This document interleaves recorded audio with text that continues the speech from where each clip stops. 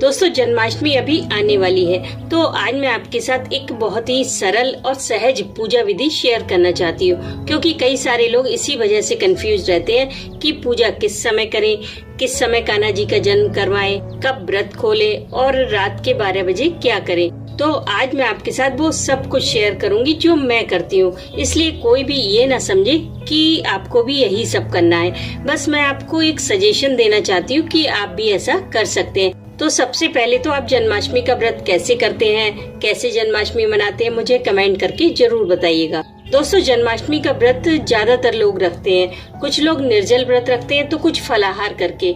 अगर आप व्रत करना चाह रहे हैं तो कर सकते हैं, अगर व्रत नहीं भी कर पाते हैं तो कोई बात नहीं, लेकिन आप उस दिन पूजा अवश्य करें। सबसे पहले तो सुबह ब्रह्म मुहूर्त में उठें, स्नान आदि के बाद फिर पूजा घर में आए, अपने लड्डू गोपाल को उठाएं, उनसे थोड़ी देर बातें करें, फिर उन्हें विश करें, क्योंकि ये दिन उन्हीं का है।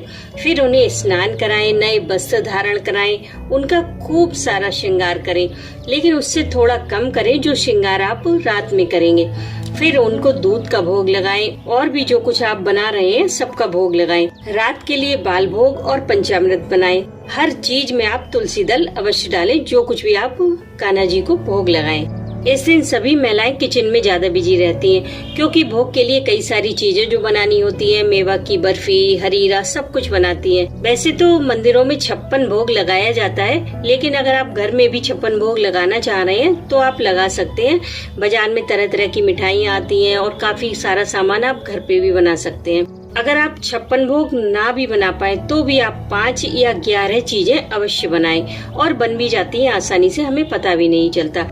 लेकिन किचन में काम करते करते आप बार बार जाकर अपने लड्डू गोपाल को जरूर निहारते रहें, क्योंकि इस दिन वो बहुत खूबसूरत लगते हैं। और खाने पीने का काम आप दोपहर में ही निपटा लें, ताकि आप शाम को अपने लड्डू गोपाल को समय दे सके, उन्हें अच्छे से तैयार कर सके। अब बहुत सारे लोग उनका जन्म करवाते हैं अपने लड्डू गोपाल को, वो खीरे के अंदर, या फिर लड्डू गोपाल बड़े हैं तो कद्दू के अंदर रख देते हैं, फिर 12 बजे उन्हें निकालते हैं। लेकिन मुझे ये बात कभी समझ में नहीं आई। अगर हम अपने लड्डू गोपाल को ही किसी चीज के अंदर रख देंगे तो फिर हम उस दिन देखेंगे किसे। इस दिन तो हमें उनके ज्यादा से ज्यादा समीप रहना है। लड्डू गोपाल अगर थोड़ी देर को भी पूजा घर में ना हो तो कितना सूना सूना लगता है। फिर उन्हीं के जन्मदिन पर उनसे दूर रहना मेरी समझ में नहीं आता। आप इस दिन को उनके जन्मदिन के रूप में मना सकते हैं। और खीरे के अंदर आप शालिग्राम को रखिए, जिन्हें आप रात के 12 बजे खीरे से बाहर निकालें, पंचामृत से स्नान कराएं, फिर उन्हें भोग लगाएं। लड्डू गोपाल को आप शाम को पंचामृत से स्नान कराएं, उनको बहुत सुंदर सी पोशाक पहनाएं, फिर उनका खूब सारा श्रृंगार करें, जितना आप कर सकते हो, क्योंकि भगवान श्री कृष्ण को श्रृंगार बहुत प्रिय है। पूरी तरह से जब आपके बाल गोपाल तैयार हो जाएं तो उन्हें झूले पर बिठाएं, फिर सब मिलकर, पूरा परिवार मिलकर उनका पूजन करें। उन्हें तरह तरह के पकवान का भोग लगाएं, चॉकलेट का भोग लगाएं और खूब जोर शोर से आरती करें। काफी सारे लोगों को समझ नहीं आता कि इस दिन हम पाठ कौन सा करें। तो दोस्तों, इस दिन आप राम रक्षा स्तोत्र का पाठ अवश्य करें। इससे आपके परिवार के चारों ओर एक सुरक्षा कवच बनता है, जिससे कोई भी नेगेटिव एनर्जी आपके घर में प्रवेश नहीं कर सकती। इस दिन आप कृष्णाष्टकम का पाठ कर सकते हैं, भगवत गीता का पाठ कर सकते हैं, राधे कृष्ण मंत्र का जाप कर सकते हैं, हरे कृष्ण महामंत्र का भी जाप कर सकते हैं। अब कुछ लोग बोलेंगे कि पूजा शाम को ही क्यों, 12 बजे क्यों नहीं? तो मैं आप लोगों से कहना चाहती हूँ कि हम सबके घरों में बच्चे होते हैं, कहीं छोटे हैं तो कहीं बड़े हैं। अगर हम 12 बजे ही पूजा करते हैं तो कई घरों में बच्चे सो जाते हैं, वो जन्माष्टमी की कोई पूजा नहीं देख पाते।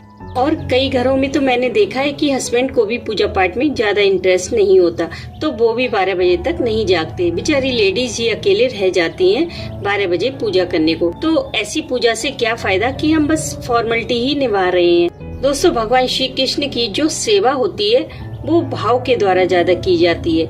उसे हमें इस तरह से मैनेज करना चाहिए कि हम उसे एंजॉय कर सके, ना कि वो हमें बोझ लगे। तो ऐसा कुछ भी नहीं है कि हमें सिर्फ 12 बजे ही पूजा करनी है तभी हमें पुण्य मिलेगा।